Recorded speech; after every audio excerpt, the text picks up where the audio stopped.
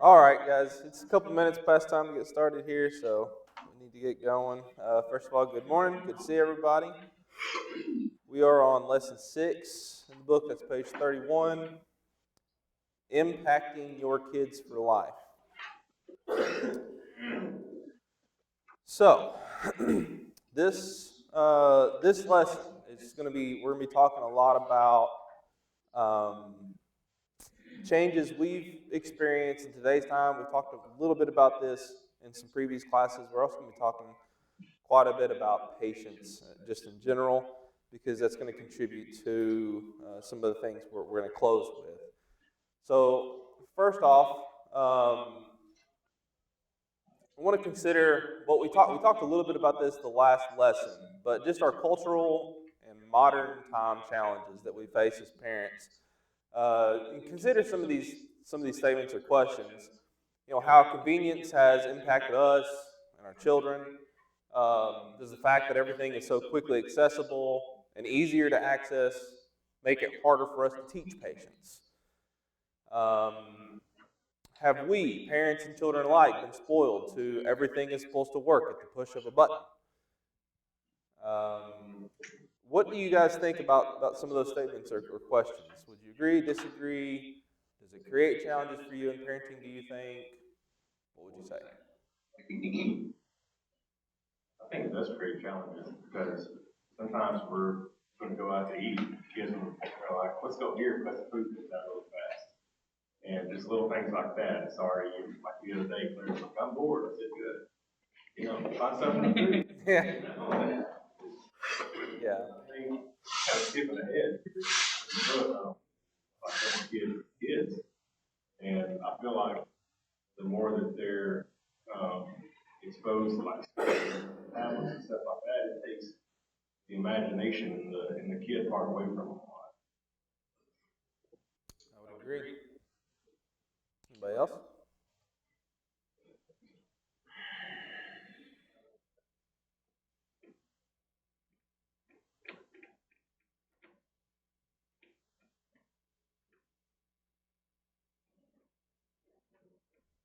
No?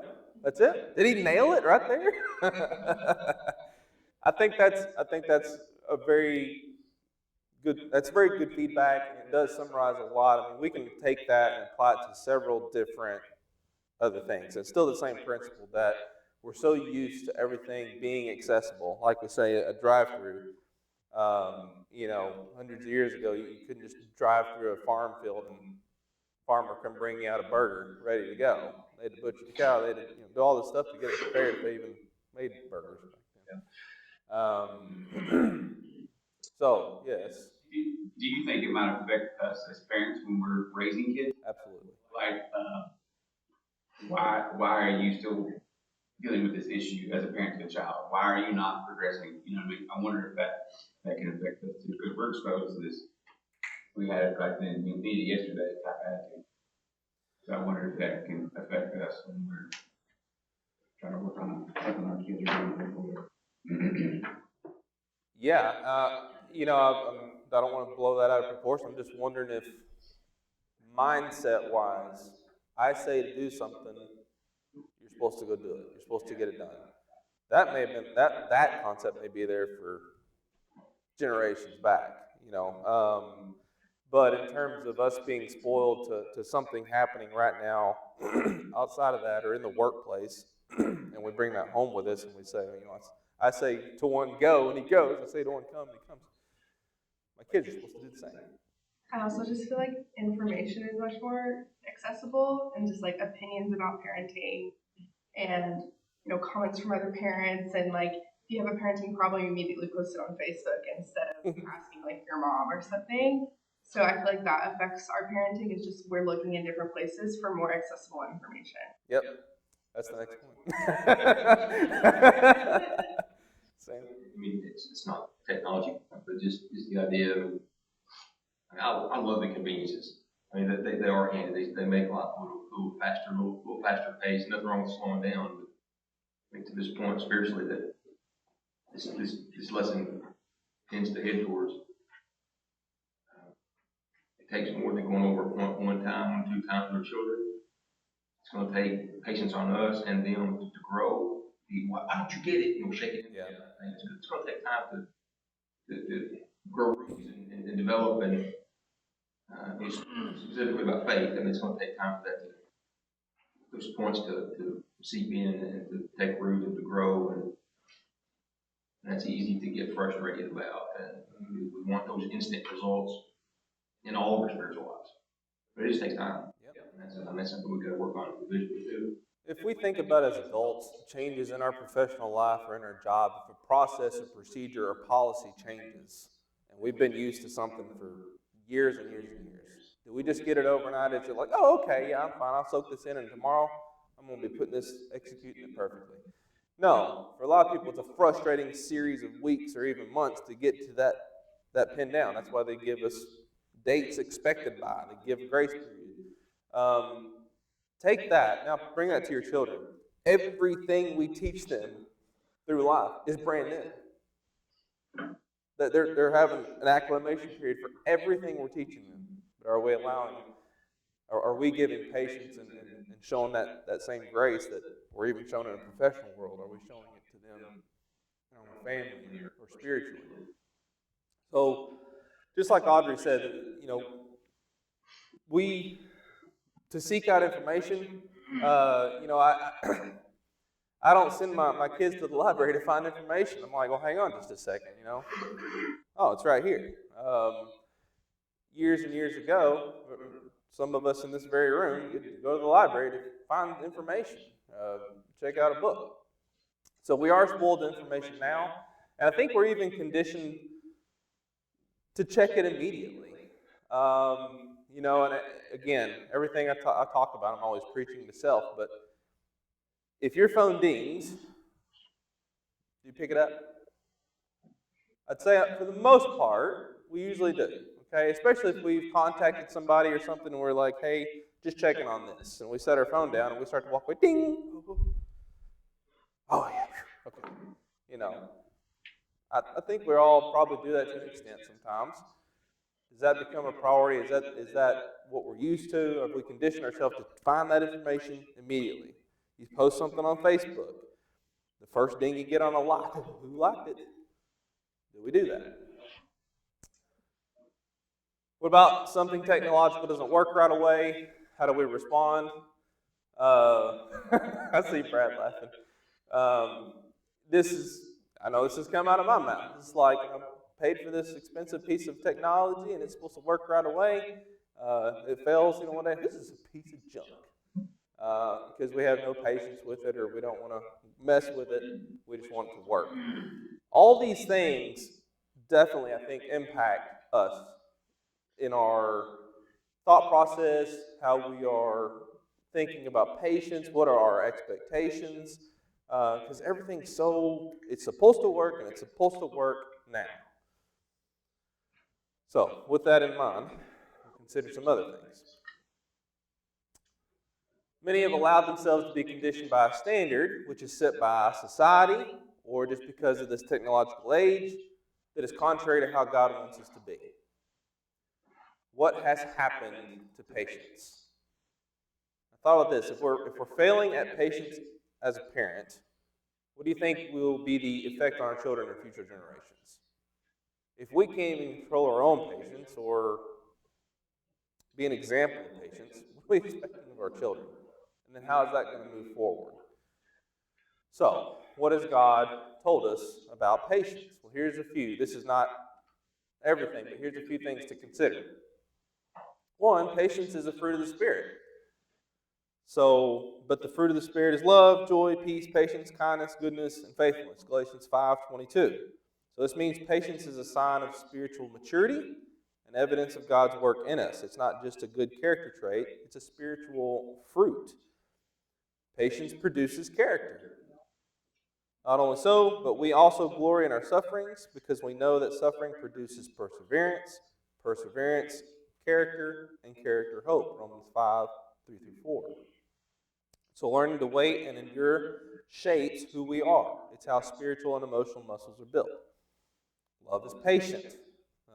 Famous 1 Corinthians 13:4 reading.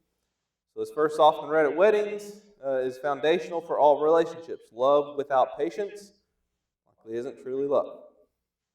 And God is patient with us, which is probably the biggest thing we should think about with this. The Lord is not slow in keeping his promise, as some understand slowness. Instead, he is patient with you, not wanting anyone to perish. 2 Peter 3:9.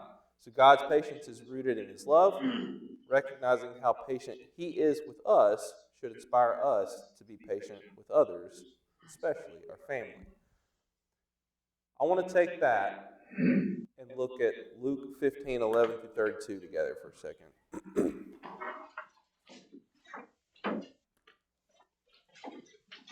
I think we all know or have heard what this reading is about, what it's referring to, but I want to consider it from a little bit of a different perspective on a couple things. So,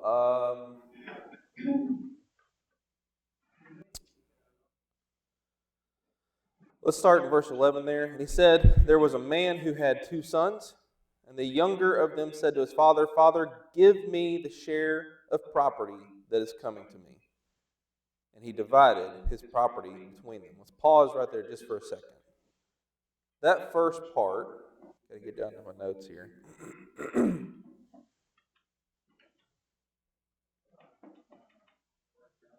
Was it common, or is it common even in this time, for some inheritance to be asked prior to a death? It's not even common today. It's especially not common in those times. It was actually very disrespectful. Extremely disrespectful. It's basically kind of like saying, I want your stuff, not you. So give me the stuff that belongs, that's going to be coming to me. So first we have a matter of disrespect.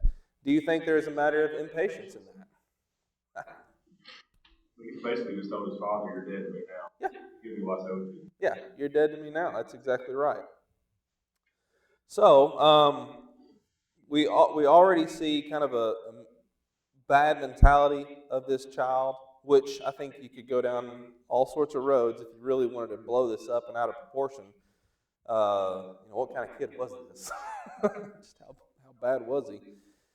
But anyway, so consider the child's impatience at the beginning of this, because I do think it's there. And then consider what happens as we go through that. Not many days later, the younger son gathered all he had, took a journey into a far country. There he squandered his property in reckless living. And when he had spent everything, a severe famine arose in the country. He began to be in need. So he went and hired himself out to one of the citizens of the country, who sent him into his fields to feed pigs. And he was longing to be fed with the pods that the pigs ate, and no one gave him anything.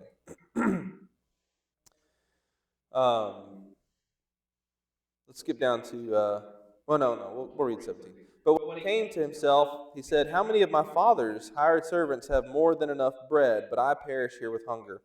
I will arise and go to my father, and I will say to him, Father, I have sinned against heaven and before you. I am no longer worthy to be called your son. Treat me as one of your hired servants.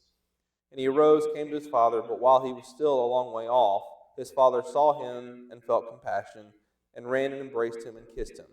And the son said to him, Father, I have sinned against heaven and before you. I am no longer worthy to be called your son.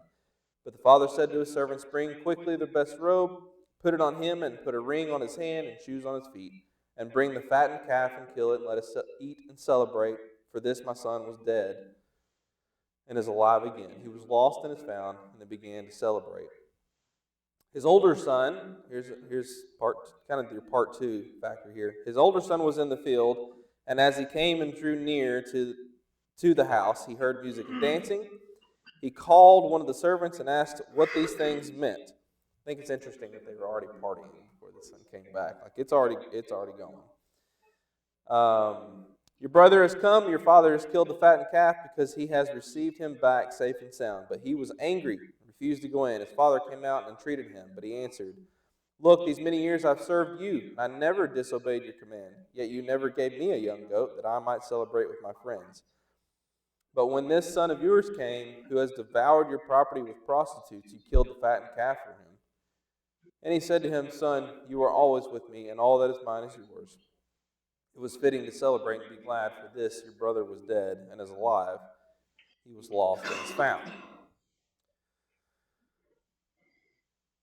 As it pertains to patience, we see impatience with the son that asked for the early inheritance, that went and squandered all these things that he was given. We then see patience and love and patience from the father, who was waiting for his son to return. I then think we see a matter of impatience with the second son. Why would I say that? What about the second son's response speaks an impatience to you? Or do you even see an impatience in it?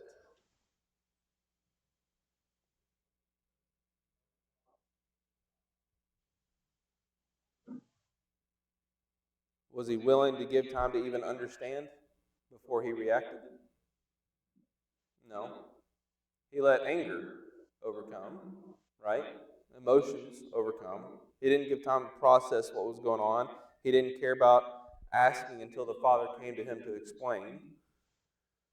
So I think sometimes we can allow just those emotions to just move past logic and really think about what's happened, being patient with what's happened so that maybe we come to an understanding. Does that happen today? Do we allow emotions to push us to a point that we've kind of failed to be patient with the situation? I think so.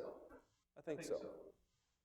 I think we can see that in this, and I know typically that's not how this is really used in the grand scheme of things. This is about love and grace and forgiveness. I understand.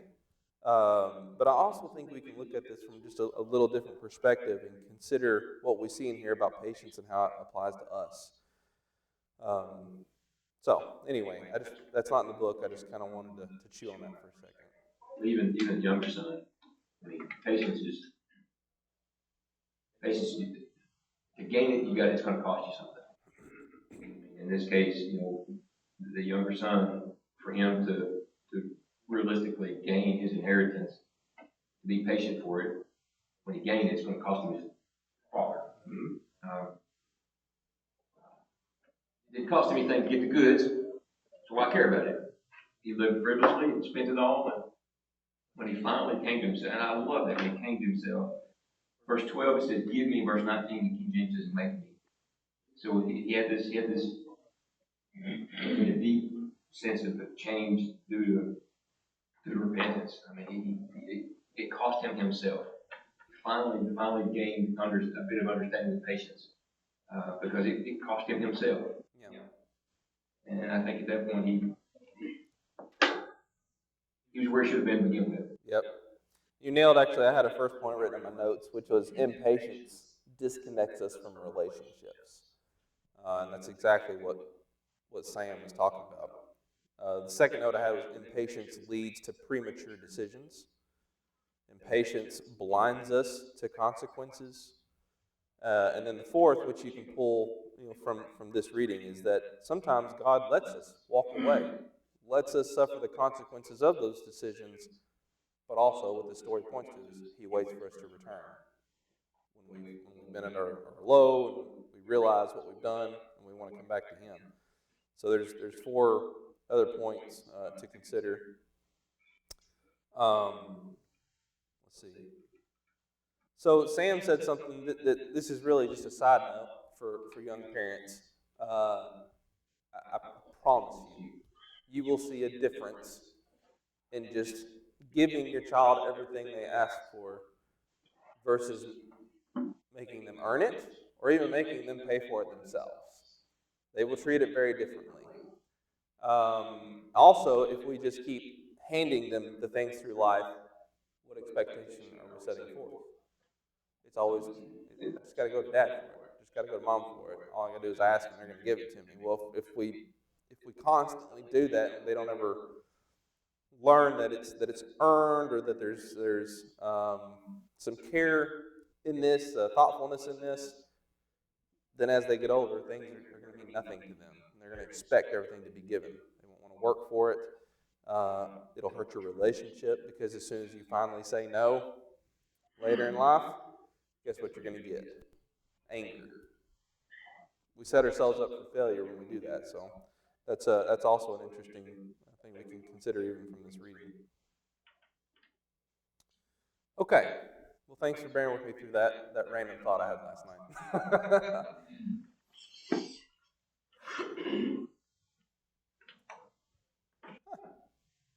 There we go. All right. So we need to challenge ourselves and consider our priorities. If we have allowed one to slip, there may be others at risk, other priorities at risk. What is the priority? According to God's word, it is to seek His kingdom and His righteousness. When? What priority is that? It says it in the verse. First. This is pure logic. If something is meant to be set as first, then that means other things must fall beneath it. But how often do we allow that logic to take place? Because so often, whatever is the heated battle, whatever is the big moment going on, whatever is the stressor, that becomes the first priority in life many times, not God. Guilty as charged. Something goes on at work, something goes on at home, and I sit there and fester about it and think about it for days on end, and I can't figure it out. And then by the end of it, I'm like, why can't I figure this out? I realize I didn't pray about it. In 2 or 3 days, I've been sitting there sweating and stressing and angry, needing to go to the gym, whatever. And I'm like, I haven't prayed about this one time. I haven't prayed about it one time. Need to pray about it. Seek Him, seek His wisdom, His kingdom, and His righteousness. The greatest command, Matthew 22:35-39. You shall love the Lord your God with all your heart. Second is likened unto it. Love your neighbor as yourself. So, what is the priority if we consider these verses? Before I move to the next one, what would you say? Relationships.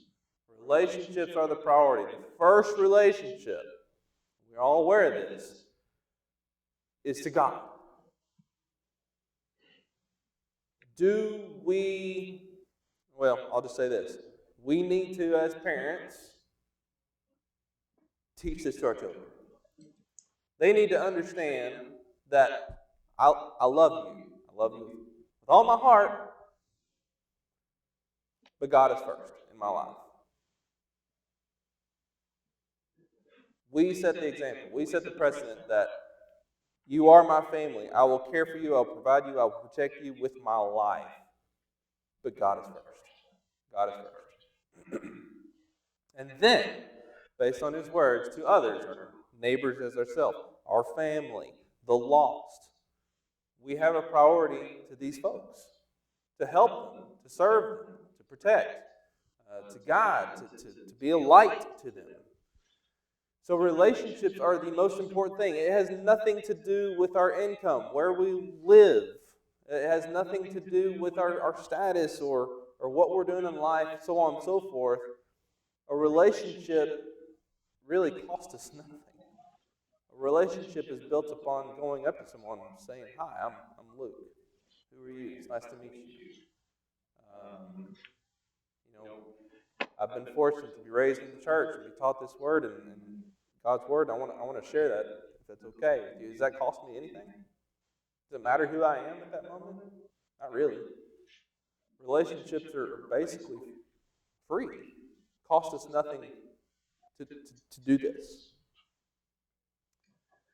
And then the priority in these relationships, as we consider them, in these relationships with our family, with our neighbors, with the lost, the priority in those is to point right back to the first priority, to God.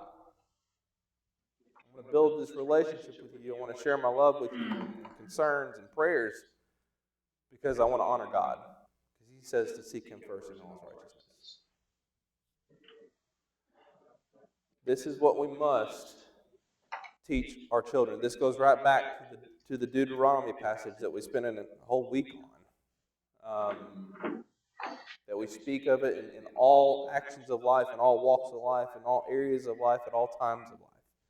That's what it means to seek God first.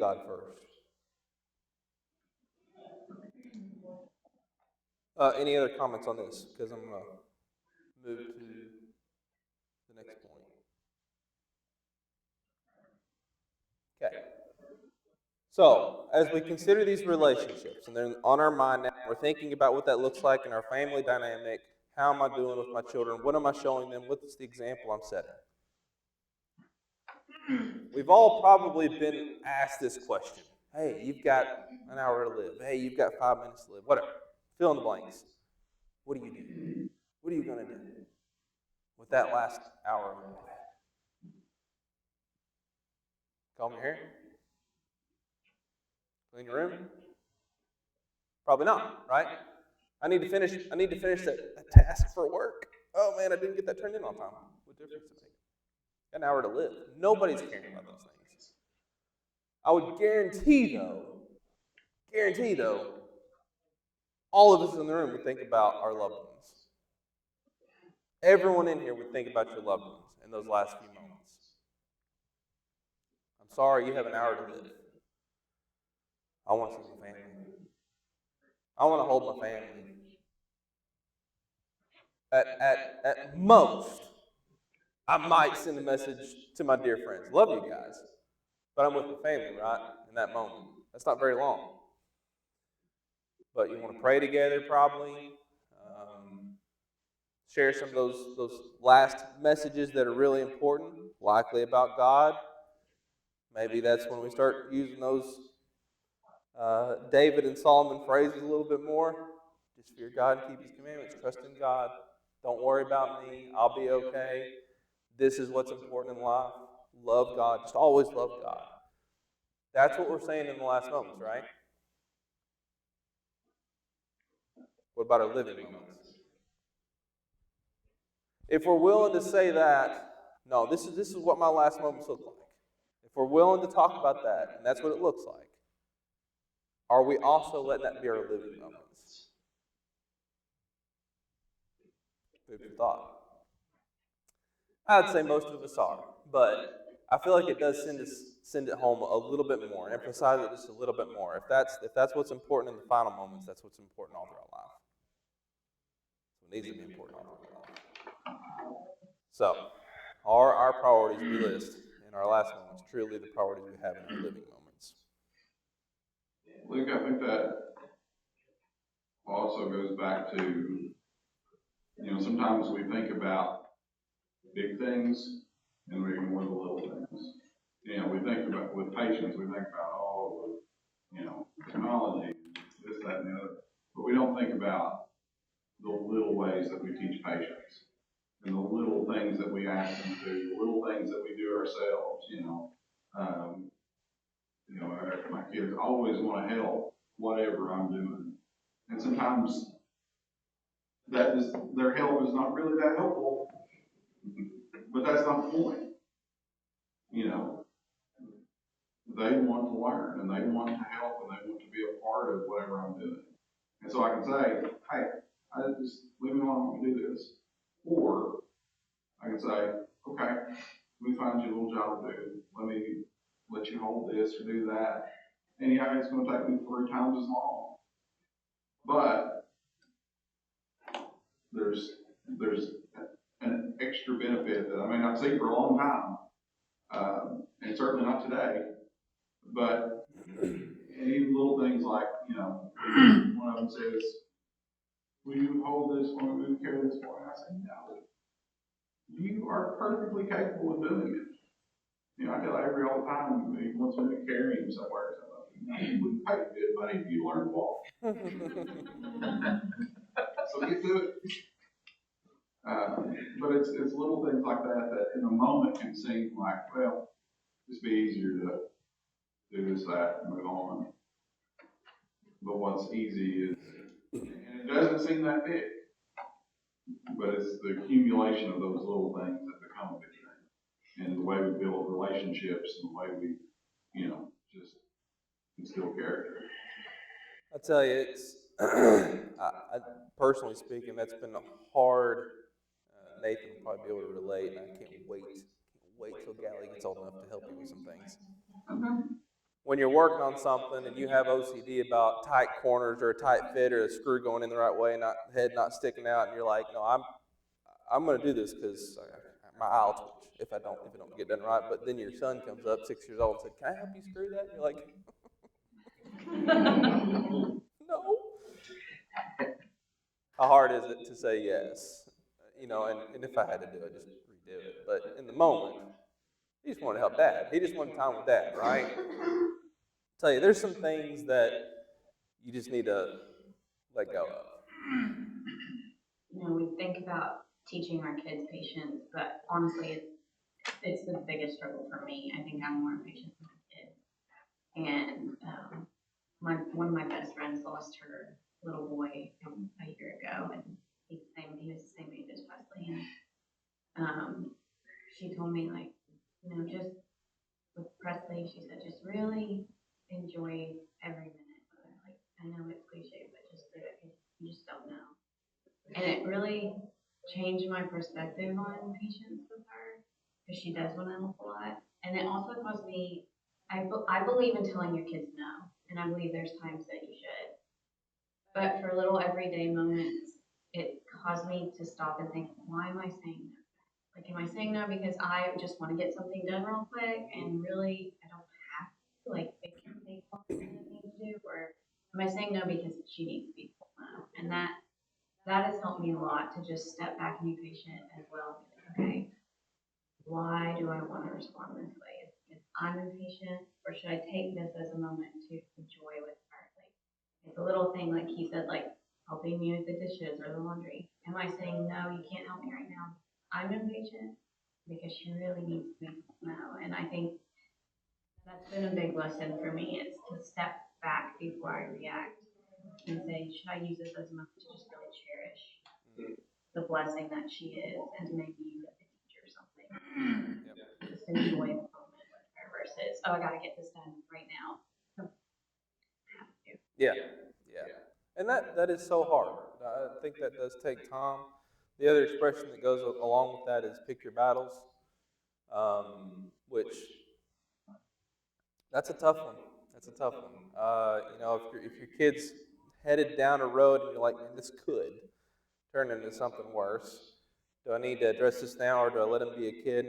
And you have to figure out what your line is in some of those things, or learn from others' examples.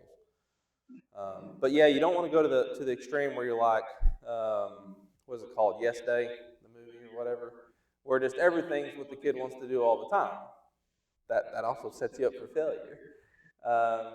You know, so there's a balance here. But all these, while we're on cliche statements, we also have this statement, right? And this is exactly where the author goes next in the book. He talks about time. Time is short. I think most of us would say yes, right? We have 24 hours in a day. It's always 24 hours. Sometimes those hours go really fast, so it seems like, even though they're going the same exact speed as they do every single day, 1 second at a time. But you look down at the clock, it's 9 a.m., you get really busy. You look down at the clock, it's 12, you're like, I was supposed to eat lunch 2.5 hours ago and an hour ago. You know, that thing. Y'all didn't hear. Okay. I have 2 lunches. Anyway, sometimes we get busy. Other times you look at the clock and it's like, it's 9 a.m. and you're like, you wait, you look, it's 9:05. Like, what's the difference? Still seconds, right? But I think in the grand scheme of things, time is short.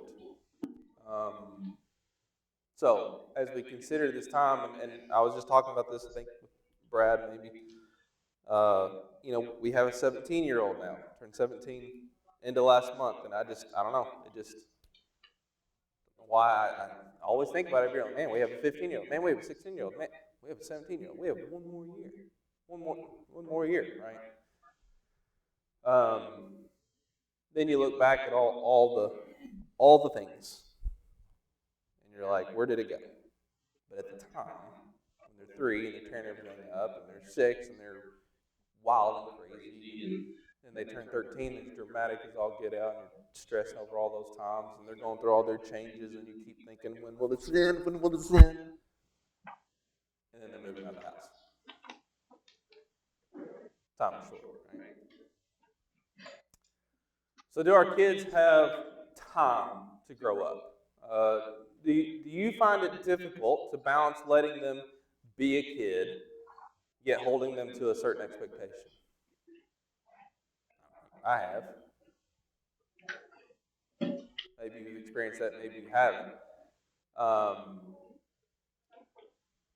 I think that is a difficult part of parenting, is when they do things that are not right, and you think to yourself, I know they know better.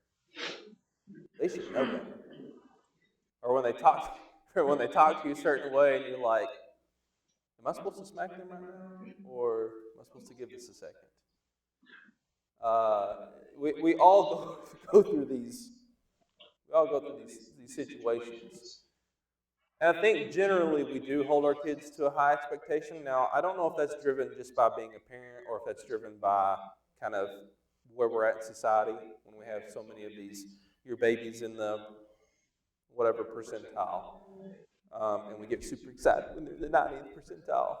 They're the 150th percentile in height, John. So, and we kind of measure to these statistics, these overall statistics, right?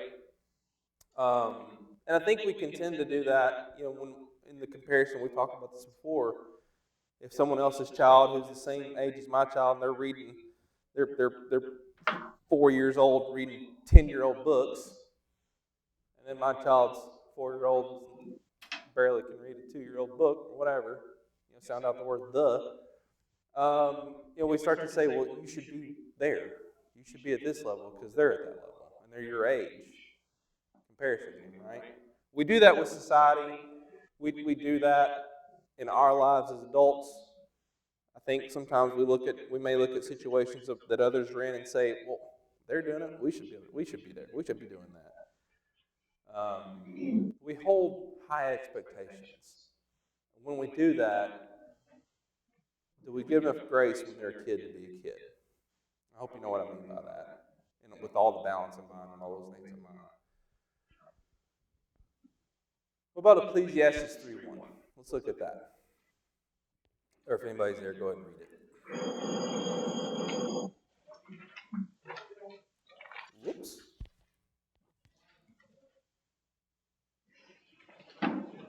For everything there is a season, and a time to every purpose under the sun. So, do you think that verse also applies to letting kids be kids? This is just food for thought. Time to be born and a time to die, then I would imagine there's a time to be young and carefree and immature. Yeah. Time to be an adult. Yep. I would agree. Those best to learn the lessons that stick with you the longest are when you fall on your face yourself. Mm-hmm. You see, you little trial and error. I mean, as long as it's not sinning. You can't even go run through public with a knife. I mean, you're stupid. Yeah. We could write books about this. Yeah. There's a difference in letting a kid learn to climb steps on one step versus an entire flight. We went through some.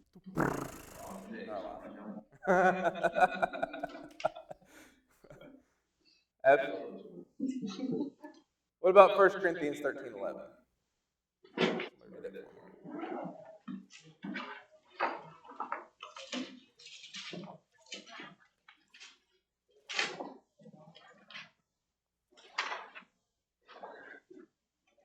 When I was a child, I spoke as a child. I understood as a child. I thought as a child. When I became a man, I put away childish things. What does this verse say? At some point, we were a what? A child. It's common sense. It's life as we know it. I have a child. I have a youth, right? So knowing that they are a child, a kid, and knowing that there are childish things, just like this verse says, there are childish things, then we know we can expect childish things from our children because they're kids. And that's like Sam says, this is how they're going to learn. They're going to learn through childish mistakes in their decisions, things they decide to do, maybe in their words. Sometimes, you ask a child something and they just blatantly lie. I mean, you witness them do something. Did you touch that door handle? No. That's all you do it, right? They're going to be kids. They're going to do things that it's just like, really? You're really doing this? So we know there's this child period, and these are the things that we're going to have to navigate. And we say, hey, I saw you touch the door. What you said was a lie. We're going to teach you about lies, and there's consequences to lies. So we know we have to educate these children to become an adult, right? When I became a man or an adult, I gave up those childish ways. Society's kind of put this age on adulthood, right? We say, well, when you turn 18, you're an adult. I'd be really curious to know what adult looked like many years ago, and what kind of age range that might have looked like, because I have a feeling it would look very different. I think we talked a little bit about, somewhere between 9 and 13, they were already helping out, working on the farms, and helping even bring provisions into the home, maybe even sometimes take care of their sick parent at that age. I have a 17-year-old that wouldn't know the first thing about caring for a sick anything. So there's some big differences in then and now, but I think in the grand scheme of things, we have a duty as parents, responsibility as parents, to consider each child's characteristics, each child's growth, and then address it as we see that maturity grow. All right. Thank you, guys. We'll finish the second part of Lesson 6 on Wednesday night.